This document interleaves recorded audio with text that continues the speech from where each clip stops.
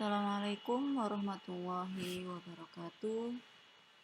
Ketemu lagi dengan Ibu di materi perkuliahan hari ini, yaitu Ibu akan membahas tentang telaah kritis artikel ya. Bagaimana kita menelaah artikel yang akan kita kutip sebagai sebuah tulisan dalam proposal kita yang akan kita gunakan dalam proposal penelitian, tentunya ditelaah secara kritis ya. Tujuan capaian pembelajaran pada perkuliahan hari ini adalah mahasiswa mampu memahami tentang review artikel ilmiah. Oke, kita masuk ke telaah kritis ya. Jadi dalam pertemuan kali ini berkaitan dengan pertemuan sebelumnya terkait dengan epidendes medicine, epidendes praktis atau epidendes midwifery misalnya gitu ya. Biasanya tugas seorang klinikus ya, atau seorang tenaga kesehatan misalnya, adalah upaya untuk terus-menerus memperkaya dan menyegerakan diri dengan pengetahuan dan pelbagai sumber ilmiah dengan cara mengikuti workshop, seminar, misalnya gitu kan, banyak membaca artikel-artikel penelitian yang relevan tentunya dengan berbagai kasus ya, membaca buku atau membaca juga misalnya jurnal-jurnal ilmiah lain ya. Jadi sebagai petugas seorang pemberi pelayanan kesehatan kepada pasien ya, khususnya kalau bidan itu kepada ibu hamil, kepada ibu dan anak ya. Jadi seorang bidan ini juga harus sering-sering membaca jurnal ilmiah ya, untuk menerapkan hasil penelitian kepada pasiennya. Nah, itu pendekatan yang sudah pernah Ibu sampaikan, itu evidence based midwifery. Nah, pada saat kita akan menelaah artikel, kita harus bisa mengkritisi ya beberapa hal tentunya. Yang pertama adalah jenis desain yang digunakan di sini. Jadi hal pertama dalam telaah kritis itu jenis desain yang digunakan apa. Jadi si pembaca, Anda sebagai pembaca artikel harus bisa mengidentifikasi desain penelitian yang digunakan, apakah cross-seksional, case control, cohort, uji klinis, ya, atau desain khusus seperti uji diagnostik, analisis kesintasan, atau meta-analisis. Nah, biasanya pada artikel-artikel research, original research ataupun review ya, desain ini ditulis secara eksplisit ya di metode. Jadi di metode ya. Tapi ada juga beberapa penulis menyertakan jenis desain itu di judul, sudah kelihatan desainnya pakai apa. Nah itu. Tapi kebanyakan ya secara eksplisit kita bisa temukan jenis desain yang digunakan pada artikel ini apa, misalnya pada riset ini apa, itu bisa ketahuan di metodenya. Makanya sering-seringlah Anda membaca jurnal ilmiah supaya mengetahui di mana letak jenis desain itu ya. Oke, kemudian melihat yang kedua adalah manakah populasi target, populasi terjangkau, dan sampel. Populasi target itu adalah populasi untuk penerapan hasil penelitian. Dibatasi karakteristik demografis, biasanya karakteristik klinis, misalnya ibu hamil, trimester berapa, kayak gitu. Nah, itu populasi targetnya. Misalnya populasi terjangkaunya adalah ibu hamil yang berobat ke klinik apa, gitu ya. Jadi populasi terjangkau itu populasi bagian dari populasi target ya, yang dibatasi oleh tempat dan waktu. Kalau sampel itu ya merupakan bagian yang akan kita pilih ya, yang akan kita jadikan sebagai responden penelitian kita ya. Nah, jadi kita harus bisa menelaah juga mana populasi targetnya di artikel tersebut. Ini juga ada di bagian metode ya, kalau di artikel, banyak kan di metode. Kemudian kita juga harus bisa menelaah, mengidentifikasi bagaimana cara pemilihan sampel. Jadi subjek yang dipilih untuk diteliti itu sangat penting diuraikan secara eksplisit ya. Ini juga ada di bagian metode ya. Karena justru data dari subjek itulah yang dikumpulkan, diolah dan dianalisis.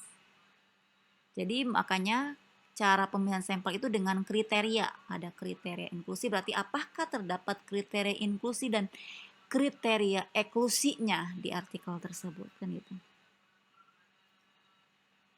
Biasanya ada di metode. Jadi nanti Anda belajar menelaah ya, menelaah jurnal yang Anda baca. Inilah beberapa poin yang harus ditelaah ya. Selanjutnya dilihat juga dicari mana variabelnya. Nah, variabel itu kan ada variabel independen, variabel dependennya, variabel confounding itu. Jadi variabel bebas itu independen kausa risiko itu variabel yang berubah dan diduga mempengaruhi nilai variabel tergantung atau variabel dependen ya. Pada studi prevalence, cohort dan kasus kontrol, variabel bebas biasanya merupakan faktor risiko yang diteliti yang berskala nominal dikotom. Pada uji klinis, biasanya variabel bebas itu berupa variabel nominal, misalnya pemberian obat eksperimental, atau obat standar atau placebo. Ya. Jadi kita harus bisa mengidentifikasi mana variabel dependennya, mana variabel independennya di artikel tersebut. Selanjutnya, apakah hasil utama penelitiannya dari artikel yang Anda telah? Hasil utama penelitian. Hasil utama penelitian biasanya juga merupakan simpulan penelitian tersebut. Berarti kita sudah bisa sebenarnya melihat hasil utama itu di mana? Di abstrak. Nah, setelah judul itu ada nama penulis, alamat penulis, kemudian ada abstrak. Di abstrak secara eksplisit sudah tergambarkan di situ temuan utamanya di mana. Temuan utamanya apa?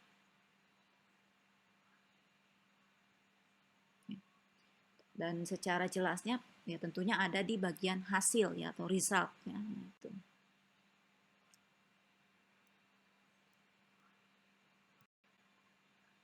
Nah, kemudian juga kita harus melihat validitas interna nah di artikel ini ya. Nah, pertanyaan-pertanyaan apa sajakah yang bisa mewakili validitas interna itu apa di artikel tersebut? Jadi apakah observasi dipengaruhi bias? Nah, ini harus ditanyakan oleh Anda sebagai pengkritisi artikel tersebut ya.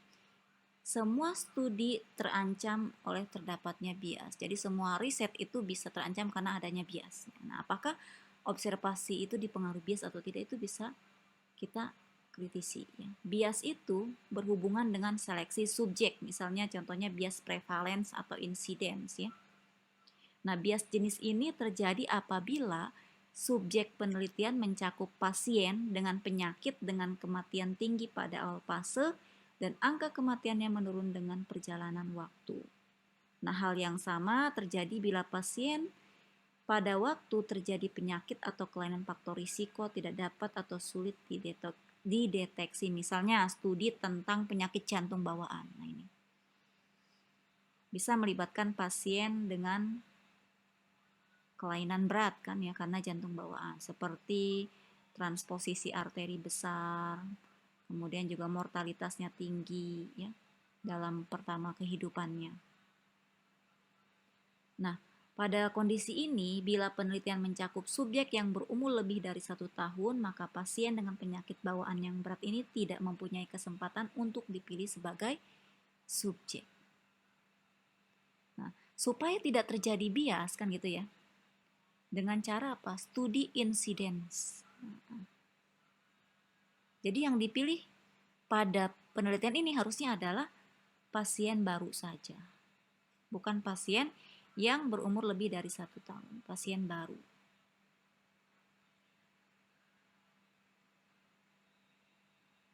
Nah, itu ya. Kemudian juga ada bias admission rate bias, nah, bias Bergson. Nah, biasanya terjadi pada studi, pada riset-riset yang menggunakan subjek yang dirawat di rumah sakit. Misalnya desain risetnya cash control ya. Misalnya cara untuk menghindari bias, contohnya ada indikasi rawat, misalnya untuk kasus terutama subjek dengan efek berbeda dengan kontrol subjek tanpa efek yang diteliti. Nah, cara untuk menghindari bias ini, subjek sehat, subjek dengan penyakit ringan, berat, sedang, berat ya. Nah, kelompok kontrol yang lebih dari satu kelompok dilakukan pada studi kasus kontrol. Nah, ini merupakan upaya untuk mengurangi bias. Jadi macam-macam bias itu harus Anda identifikasi. Terdapat bias apa pada riset ini? Biasanya juga secara gamblang ada peneliti itu mengemukakan bias yang terjadi pada risetnya itu di keterbatasan. Kalau artikelnya bagus tuh ada biasanya, ya. Nah, kalau tidak ada berarti Anda harus identifikasi apakah observasinya, pengamatannya dipengaruhi bias enggak. Jadi ada juga bias pengukuran ya. Nah, kemudian apakah observasi dipengaruhi peluang? Misalnya bias perancu bisa disingkirkan ya. Nah, maka kemungkinan bahwa hasil tersebut disebabkan peluang bila hipotesis nol benar dapat dilihat pada besarnya nilai P. Nah, kalau pada statistik itu ya, nilai P. Sehingga kita bisa memperoleh kesan yang sama dari lebar interval kepercayaan pelbagai statistik yang banyak dianjurkan untuk dilakukan analisisnya gitu kan, sehingga tergambar di hasil. Nah, ini biasanya ya. Nah, kemudian apakah observasi dipengaruhi perancu?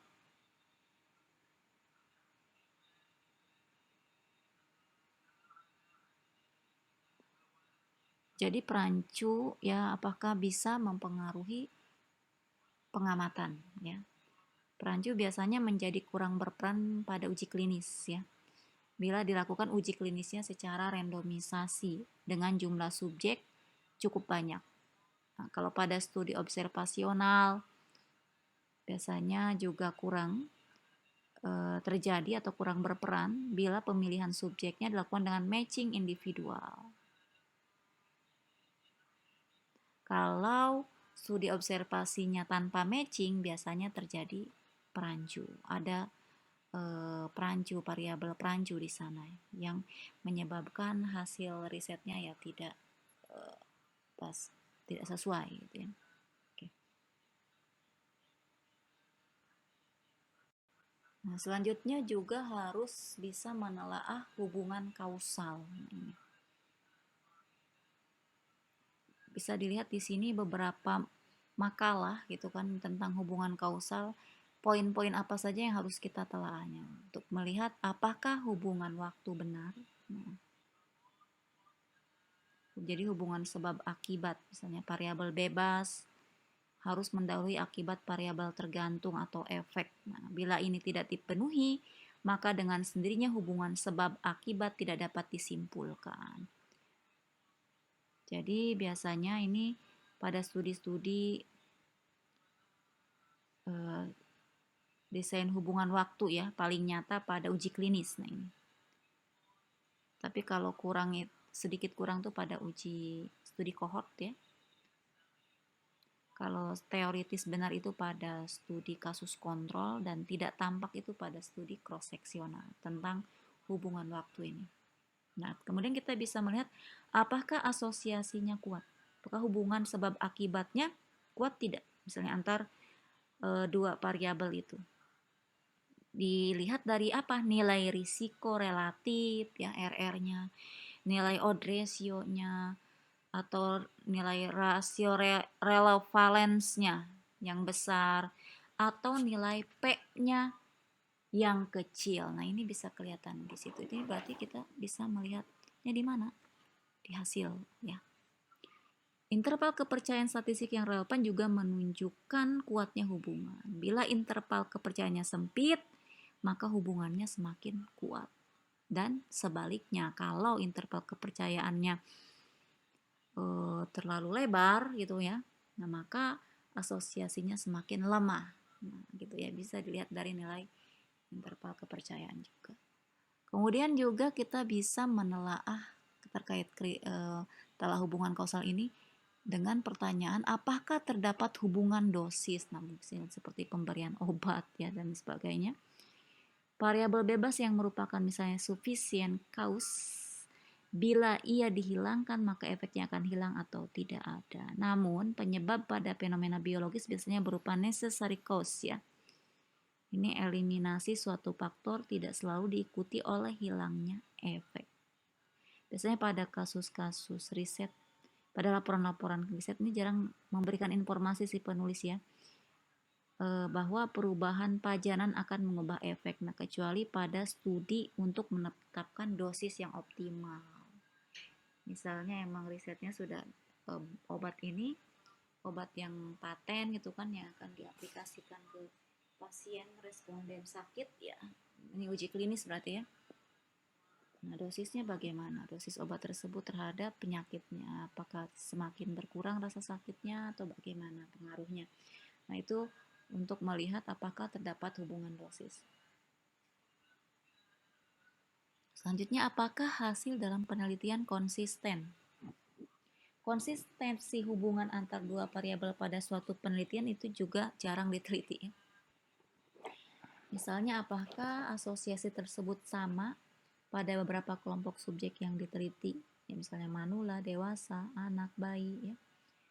Nah, bila hal ini tidak ada, maka pertanyaan untuk bagian ini bisa kita abaikan atau dianggap tidak relevan. Ya. Nah, kemudian adakah koherensi hasil studi dengan fakta di masyarakat? Nah,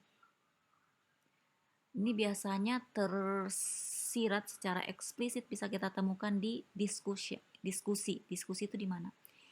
Di pembahasan. Ya. Jadi dalam pembahasan biasanya penulis membahas kesesuaian hasil penelitiannya dalam kenyataan klinis. Nah, apabila ditemukan hubungan atau asosiasi antara kebiasaan makan permen misalnya dengan terjadinya karies gigi ya. Nah, hal ini bisa menerangkan kejadian karies gigi pada anak yang kebanyakan suka mengkonsumsi permen. Nah, artinya ini fakta di masyarakatnya anak yang suka mengkonsumsi permen itu giginya karies nih. Itu artinya ada koheren kan hasil risetnya dengan fakta di masyarakat. Jadi hasil riset dengan fakta di masyarakat itu sesuai, nyambung gitu ya. Kemudian apakah ada biological plausibility? Nah, biasanya di sini juga penulis harus membahas nih di artikelnya itu ya tentang hasil penelitiannya dengan teori yang ada.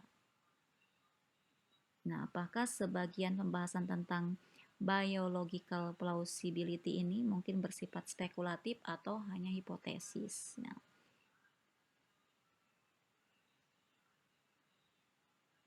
kemudian juga bisa dilihat kesamaan dengan hasil penelitian lain. Apakah ada? Nah, ini juga tersirat secara eksplisit bisa kita temukan di pembahasan. Ada nggak si penulis mengemukakan itu?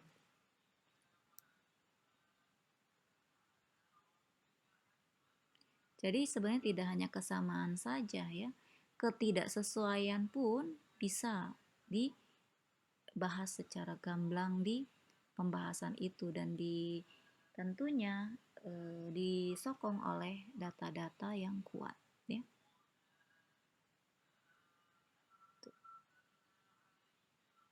Nah, kemudian kita juga bisa mengkaji di artikel tersebut apakah terdapat validitas eksterna. Nah, untuk melihat terdapat validitas eksterna itu dengan beberapa poin pertanyaan. Apakah hasil penelitian tersebut dapat diterapkan pada sampel yang terpilih? Jadi dalam pembahasan, dalam hasil ini harus tergambar ya.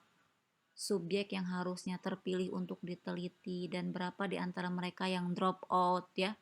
Misalnya ya pemilihan sampelnya tadi ya dari metode sampelnya ada berapa gitu kan. Kemudian pada saat penelitian itu yang terpilih itu berapa? Dari 100 misalnya yang terpilih berapa? Misalnya 30. Dari yang 30 itu yang drop out berapa? ya, yang tidak jadi penelitian ya, sebelum penelitian selesai ya. Jangan setelah penelitian selesai itu drop out baru Anda jelaskan misalnya. Jadi kalau misalnya ada drop out dan banyak sekali drop outnya, misalnya dari 30 itu yang drop outnya ada 21, sehingga ini mempengaruhi atau mengurangi kesohihan data penelitian. Karena bisa dibahas di situ sama Anda ya. Temuan-temuan dari telah kritis artikelnya. Kemudian apakah hasil dapat diterapkan pada populasi terjangkau? Nah, ini biasanya penulis akan menjelaskan secara eksplisit rencana dan pelaksanaan pemilihan subjek dari populasi terjangkau. Populasi terjangkau tadi bagian dari populasi target ya. Misalnya dilakukan pemilihan dengan random sampling, dikerjakan dengan baik, maka sampel yang terpilih dapat dianggap mewakili populasi terjangkau. Nah, kalau misalnya caranya non-random sampling juga bisa dianggap mewakili populasi terjangkau jika menggunakan consecutive sampling. Ya.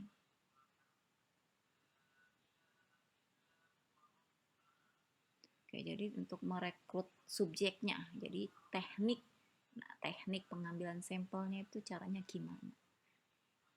Harus dengan random sampling kan supaya tadi ya terapkan pada populasi terjangkau. Kalaupun dia tidak non-random sampling tapi dengan caranya dengan consecutive sampling. Contoh sebagian besar riset klinis juga menggunakan consecutive sampling dalam merekrut sampelnya, subjeknya. Itu biasanya di mana? Ya di metode. Kemudian apakah hasil dapat diterapkan pada populasi target? Berarti ini generalisasi ya, atau inferensi kepada populasi target. Nah, namun dapat diperkirakan dengan logika atau common sense. Nah, ini bisa diperkirakan dengan common sense Anda ya sebagai seorang peneliti, saya penelaah artikel. Jadi faktor-faktor apa saja sih yang mempengaruhi inferensi kepada populasi target itu amat banyak.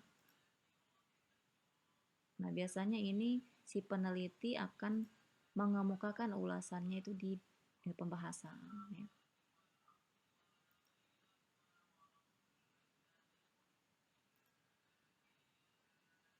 Contoh misalnya uji klinis pada pasien pneumonia di sebuah rumah sakit pendidikan.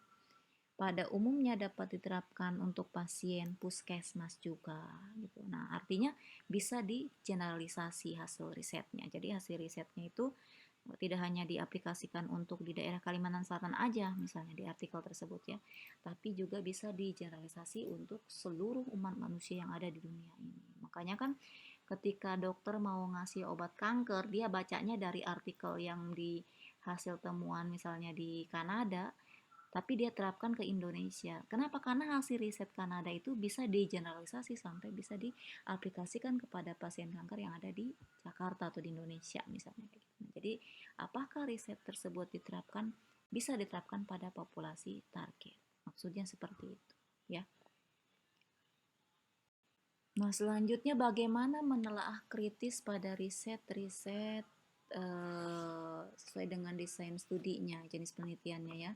Nah, sekarang kita lihat bagaimana menelaah kritis pada riset meta-analisis. Meta-analisis sudah pernah Ibu sampaikan di materi sebelumnya tentang meta-analisis dan bagaimana cara membuat proposal meta-analisis ya, bagaimana cara menentukan sampel dan lain sebagainya di meta-analisis sudah Ibu sampaikan ya. Nah, jadi meta-analisis itu kan teknik statistik ya yang digunakan pada review sistematik yang menggabungkan riset telahnya secara kuantitatif hasil penelitian yang sejenis, khususnya studi eksperimental atau uji klinis ya biasanya, dapat pula sebenarnya untuk penelitian observasional. Keuntungan dan keterbatasan riset meta-analisis juga sudah Ibu sampaikan di pertemuan sebelumnya. Nah, jadi di sini kita bisa melihat pertanyaan-pertanyaan penting untuk mengetahui penilaian validitas meta-analisis. Nah, apakah disebutkan dengan jelas dalam latar belakang mengapa diperlukan kajian meta-analisis? Nah, bagi artikel-artikel atau makalah-makalah riset, meta-analisis. Nah, Anda kan pasti ada banyak aja tuh menemukan artikel-artikel orang lain, kemudian mau Anda telaah gitu kan, ini artikel yang desain risetnya pakai meta-analisis. Dilihat di situ apakah di latar belakang dijelaskan nggak mengapa dia melakukan kajian meta-analisis. Harus disampaikan ya, kayak gitu kan. Makanya kalau iya disebutkan di situ yang mana. Yang kemudian kedua, apakah disebutkan kriteria inklusi? Nah, itu di metode ya. Apakah dilakukan telah validitas studi metode juga? Apakah hasil studi konsisten satu dengan yang lain, yaitu di hasil? Apakah hasilnya penting secara klinis sehingga bisa diaplikasikan misalnya kepada pasien? Nah, itu ya. Artinya secara klinis ini bahwa pemberian iron supplementation misalnya itu bisa menyembuhkan penderita anemia pada bayi baru lahir atau misalnya pada ibu yang anemia dan lain sebagainya. Nah, apakah pasien mirip dengan pasien hasil studi? Nah, itu di situ juga dijelaskan nggak di artikel tersebut. Nah, apakah terapi tersebut tersedia, terjangkau, dan dapat diterima pasien? Nah, makanya ketika Anda menelaah kritis artikel, nah misalnya iron supplementation itu jenisnya apa di situ misalnya yang diberikannya ya. Kemudian kira-kira nih, ini kan risetnya nih yang Anda temukan itu artikelnya pada negara ya misalnya di Amerika gitu ya. Nah sekarang kira-kira di Indonesia ada nggak sih obat itu, tersedia nggak, murah nggak, kan gitu kan. Terjangkau itu kan bukan hanya dapat dijangkau misalnya ya,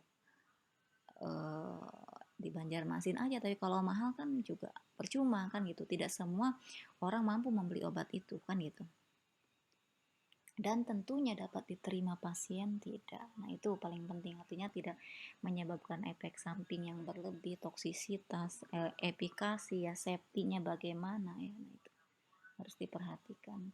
Makanya kan kalau Anda berhasil mengkaji satu artikel, kemudian mau Anda aplikasikan kepada pasien, yaitu ini dengan toolnya ini. Ya kalau ini untuk yang meta analisis, yang sebelumnya tadi kan untuk umum ya, secara umum seperti itu. Nah kalau secara spesifik untuk meta analisis di sini dilihat ya, jadi validitas meta analisis, kemudian pentingnya penilaian hasil meta analisis itu bagaimana. Ini bisa Anda kritisi ya gitu kan, dan bisa diaplikasikan. Itu namanya evidence based midwifery, evidence based practice, evidence based medicine. Ini seorang dokter juga kan ketika mau melakukan pengobatan, memberikan obat kepada pasien dengan cara menganamnesa kan sebelumnya. Nah kan dokter sudah pernah banyak membaca artikel klinis, uji klinis yang terkait dengan pasien ini gitu kan. Nah, akhirnya kan dokter pun bisa memutuskan ini harus kasih obat itu, artinya obat ini selain tersedia terjangkau juga bisa diterima, artinya aman.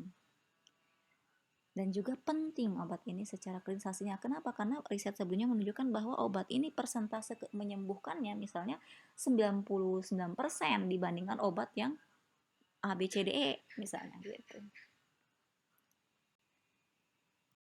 Ini adalah beberapa apa namanya? Contoh ya, judul-judul riset meta analisis seperti ini. Silahkan dibaca, Anda bisa searching nanti dari judul ini, Anda bisa klik di Google, muncul nanti artikel utuhnya ya. Ini salah satu contohnya. Prevalensi dan faktor risiko pada Staphylococcus aureus resisten terhadap metisilin. Ada komunitas ini di daerah Asia Pasifik ya, dari tahun 2000 sampai 2016 ini pakai metodenya systematic review dan meta analisis. Artinya kaji secara sistematis dan dianalisis datanya dengan meta analisis.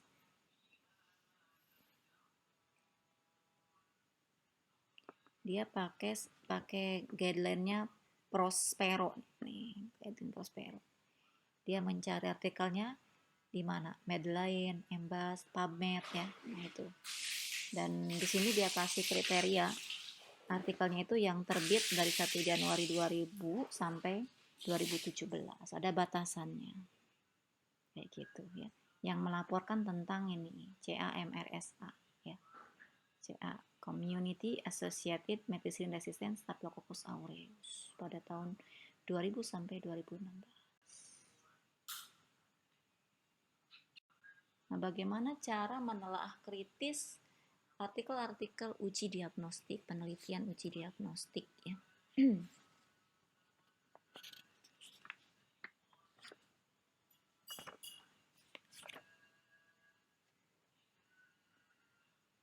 Jadi hasil akhir uji diagnostik itu kan berbentuk tabel 2x2 ya penelitiannya. Jadi dari tabel tersebut bisa kita hitung nilai sensitivitas, spesifisitasnya, nilai prediksi positif, nilai prediksi negatif, rasio kemungkinan positifnya, dan rasio kemungkinan negatifnya. Nah, itu adalah syarat-syarat tertentu ya agar uji diagnostik mempunyai validitas yang baik. Nah, pertama, hal-hal apa yang harus kita nilai untuk menelaah secara kritis makalah atau riset-riset uji diagnostik? Ya, itu suatu makalah, validitas atau kesahihan penelitian. Jadi ada beberapa hal yang harus kita lihat. Itu pertama, penilaian validitas uji diagnostiknya.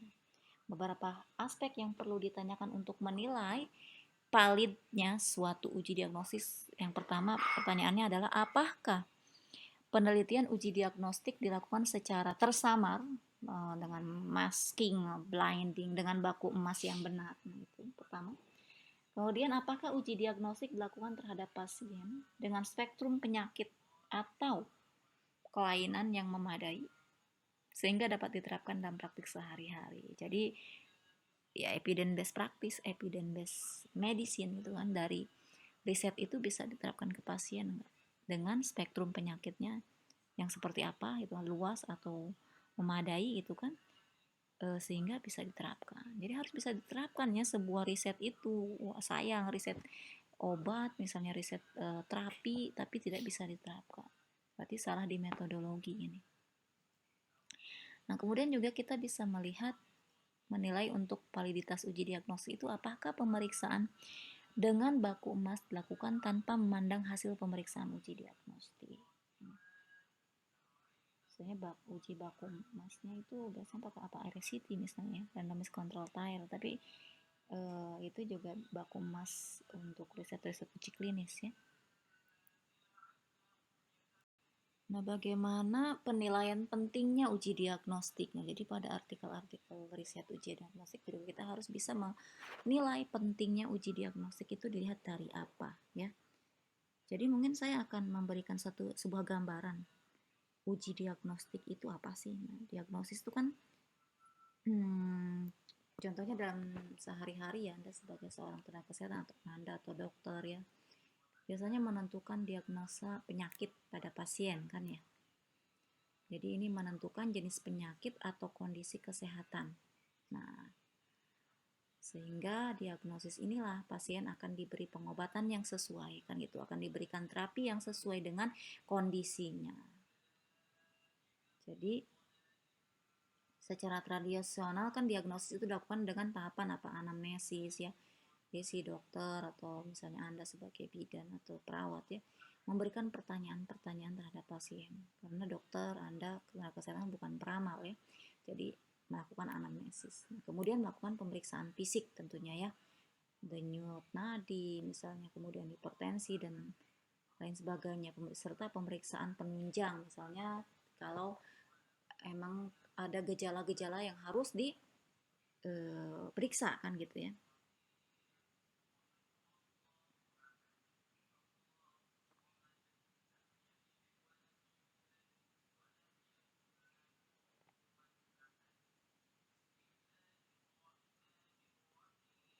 Jadi juga sebenarnya ya sekarang ini kayak kita mau identifikasi seseorang teridentifikasi COVID atau tidak, nah itu kita juga dengan cara mendiagnosa untuk melihat gejala kan, gejala fisiknya gimana, tanda dan gejalanya, terus kemudian kita melakukan ujinya dengan cara apa, misalnya rapid test kan gitu ya. Nah itu, nah, sehingga alat-alat tool yang digunakan pada riset-riset diagnostik itu harus memiliki nilai sensitivitas yang baik, ya. Nilai spesifitas yang baik, yang sangat baik tentunya, bukan baik ya. Jadi uji diagnostik yang ideal itu kayak misalnya rapid test antigen atau PCR atau rapid test yang sebelumnya itu atau antibody ya. Itu kan uji untuk riset-riset uji diagnostik. Nah, itu diharapkan memiliki nilai sensitivitas yang sangat baik. Nilai spesifitasnya juga sangat baik dan sekaligus memiliki nilai prediksi serta rasio yang baik. Nah, sehingga nilai-nilai tersebut dapat dihitung dengan tabel 2 kali 2. Jadi ini ya, ini adalah tabel 2 kali 2. Baku emas positif negatif, ujinya positif negatif ya. Sehingga tabel ini memperlihatkan hasil uji diagnostik. Nah, dari tabel tersebut bisa dihitung nilai sensitivitasnya menggunakan rumus A dikurang A plus C. Jadi kan ini A ini ada isinya ya kalau Anda misalnya menguji kan gitu. Bisa dilihat nilai spesifitasnya, nilai prediksi positif, prediksi negatif, rasio kemungkinan positif ya, rasio kemungkinan negatif, pretest, odds-nya, post-test. Nah, ini adalah kita cara menilai pentingnya uji diagnostik.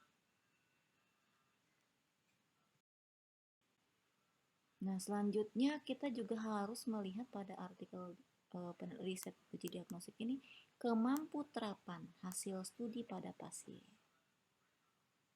Nah, jadi kemampu terapan hasil uji diagnostik pada pasien kita menyangkut apakah pasien kita ini mirip dengan pasien pada penelitian. Jadi kita kan mau melakukan evidence based practice nih ke pasien kita nih. Kita bidan punya pasien ibu hamil. Kita baca artikel dong. Nah, ini artikelnya kan yang sedang kita hadapi ini. Nah, sehingga apakah hasil studi di artikel saya ini yang saya baca nih, itu bisa diterapkan pada pasien saya nggak? Nah, dia kan pakai pasiennya yang lain, bukan pasien saya kan gitu. Nah, itu jadi kemampu terapan hasil uji diagnostik itu menyangkut harus bisa sebenarnya kan gitu. Apakah pasien kita mirip dengan pasien pada penelitian tersebut sehingga bisa diterapkan uji diagnostik itu. Ya, contohnya kita di rapid antibody ya, karena mungkin tadi sama kasusnya ya COVID-19 penyebabnya kan gitu.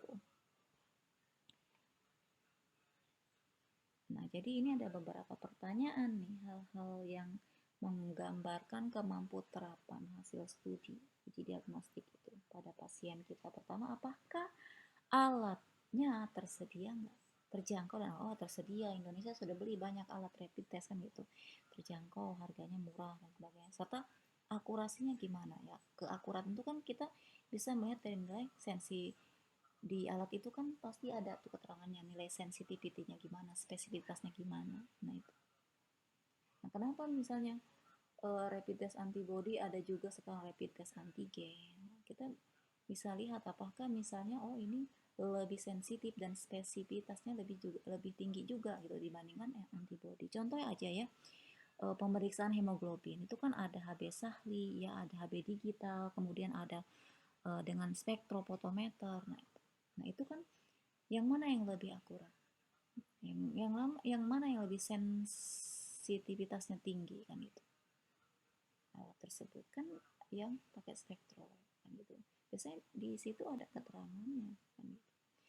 Kedua, apakah post-test probability yang dihitung mengubah tata laksana, misalnya prosedur kerjanya ya, berdasarkan post-testnya ya, itu bisa dibaca di artikel ya, yang terkait dengan uji-uji diagnostik. Kemudian apakah secara umum uji diagnostik bermanfaat nggak bagi pasien kita? Nah itu yang penting bermanfaat, nggak bisa deteksi, nggak bisa ngobati nggak kan gitu. Itu harus benar-benar kita kaji, kritisi di artikel tersebut supaya kita juga menerapkan ke pasiennya kita nggak salah. Nah, ini adalah bagaimana kita menelaah kritisi sebuah makalah. Nah, kemudian bagaimana kita menilai kualitasnya, hasil dari uji klinis ya. Nah, secara tradisional kan pada hasil uji klinis dilakukan uji hipotesis ya, yang menghasilkan nilai P. Nilai P itu dari hasil statistik ya. Namun Juga nilai P ini tidak banyak memberi informasi tentang manfaat terapi, sehingga perlu juga dilihat yang lebih informatifnya, yaitu dengan cara apa? Menghitung berapa persen terapi yang diuji. Ya. Jadi menghitung berapa persen terapi yang diuji, apakah memberi perbaikan terhadap pasien tersebut dibandingkan dengan kontrolnya. Makanya kan ada kontrol pada uji klinis ini ya. Nah, apa yang dihitung? Nilai relatif risk reduction, nah, itu atau RRR. Ya. Nah, atau juga kita bisa menghitung berapa beda proporsi kegagalan terapinya dibandingkan dengan kontrol juga. Itu yang kita hitung adalah nilai absolute risk reduction atau ARR-nya. Nah, dari nilai ARR, absolute risk reduction itu bisa dihitung number needed to treat ya, atau NTT, itu jumlah pasien yang harus diobati untuk mendapat tambahan satu hasil yang baik atau menghindari satu kegagalan. Tuh. Jadi ini harus dinilai untuk tadi memperoleh informasi yang lebih akurat lagi. Nah, selanjutnya yang harus dinilai juga pada uji klinis itu adalah kemampu terapannya. Jadi dari artikel tersebut bisa terapkan nggak pada pasien kita nih yang sedang kita hadapi ini. Itu yang pertama ya. Mirip nggak pasien kita ini kondisinya dengan pasien yang ada di artikel uji klinis itu. Kan gitu. Terus berapa NTT-nya? Number needed to treat-nya. Number needed to treat ya. Hasil uji klinis bila diterapkan pada pasien kita ya. Nah, apakah terapi tersebut tersedia, ya, terjangkau, bisa diterima pasiennya, tidak membahayakan, tidak menyebabkan keracunan dan lain sebagainya. Nah, itu juga harus tergambar di artikelnya dan kita bisa menerapkannya ke pasien kita. Ya. Jadi untuk menentukan nilai NTT itu cara pertama itu tetapkan faktor yang menunjukkan beberapa berat pasien kita, misalnya relatif terhadap prognosis nggak dibanding rata pasien pada uji klinis. Jadi nilai F ya, nilai F dicari tuh. Jadi nanti nilai NNT itu dibagi nilai F kita. Misalnya bila pasien kita kira-kira sama dengan rata pasien uji klinis, maka F-nya itu 1. Bila lebih berat atau lebih sulit sembuh, nilai F-nya kurang dari 1. Bila kurang berat, lebih mudah sembuh, nilai F-nya lebih dari 1. Jadi nilai F-nya dulu kita cari. Kalau nilai F-nya ini berarti dari statistik ya. Kalau nilai F-nya ini kurang berat, lebih mudah sembuh, artinya kan bisa diterapkan ya. Cara kedua, tetapkan pasien expected event rate-nya. Dengan cara pasien kita menjadi kontrol yang di artikel tersebut yang menjadi kelompok eksperimennya. Gitu.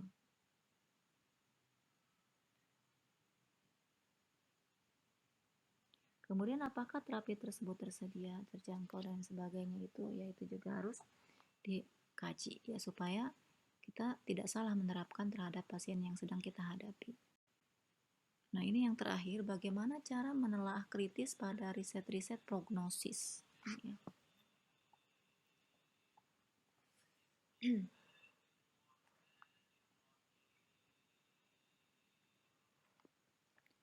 Oke, di sini kita bisa melihat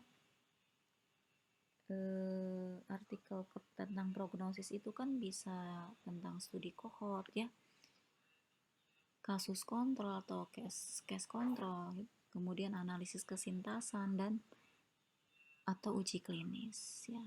Kemudian kita bisa melihat studi yang khas prognosis penyakit atau kelainan. Misalnya itu studi kohort ya. Bisa dilihat kesahihan studi kohortnya dulu dengan beberapa pertanyaan kita identifikasi ya dari artikel tersebut. Apa saja pertanyaan tersebut untuk melihat kesahihan studi kohort itu? Nah, apakah awal penelitian didefinisikan dengan jelas dan taat asas, misalnya saat diagnosis ditegakkan? Itu berarti kan introduction sudah tergambar ya. Apakah follow up dilakukan secara memadai? Berarti di metode kan. Apakah outcome dinilai dengan kriteria objektif? Bila mungkin tersama, misalnya hitung dari metode sampai hasil, kita bisa kaji di situ. Apakah diidentifikasi kelompok dengan prognosis yang berbeda? Ini di metode juga. Nah, apakah hasil sudah divalidasi pada kelompok subjek yang lain? Nah, berarti kan ada validitasnya enggak nih, validitas internal dan eksternalnya tentunya ya. Nah, itu. Kemudian juga kita bisa menilai pentingnya hasil studi prognosis dengan beberapa pertanyaan. Berapa besar kemungkinan terjadinya outcome dari waktu ke waktu? Nah, nanti hasilnya bagaimana dari waktu ke waktu itu. Terus, tepatkah estimasi terjadinya outcome yang diteliti? Ya. Dan selanjutnya, menilai kemampuan terapan hasil penelitian, prognosis apakah bisa diterapkan ke pasien kita, kan gitu. Apakah pasien kita mirip dengan pasien yang ada di artikel tersebut sehingga terapi ini bisa kita terapkan. Itu apakah simpulan kita tentang hasil studi berguna bagi pasien dalam tata laksana pasien secara keseluruhan. Itu untuk menilai uji prognosisnya. Jadi lebih lebih ringkas dibandingkan yang makalah-makalah yang lainnya tadi. Baik, itu saja dari Ibu pertemuan hari ini ya tentang telah kritis artikel. Sebenarnya banyak sekali ya. Jadi ada beberapa hal saja yang Ibu jelaskan. Jika ada yang tidak jelas silahkan bertanya di kolom komentar YouTube ini. Mohon maaf apabila ada kesalahan dan kekurangan. Tetap terus semangat belajar. Perbanyak membaca karya-karya ilmiah tentunya kaitannya dengan riset-riset penelitian yang relevan ya dengan keilmuan Anda supaya Anda bisa mudah memberikan suatu diagnosa ya terhadap pasien Anda, apalagi Anda ini seorang calon tenaga kesehatan. Tentunya ya harus handal dan akurat dalam memberikan sebuah dan menegakkan sebuah diagnosa dan memberikan sebuah terapi terhadap pasien. Ya. Oke, itu saya dari Ibu. Mohon maaf apabila ada kesalahan dan kekurangan. Terima kasih. Wassalamualaikum warahmatullahi wabarakatuh.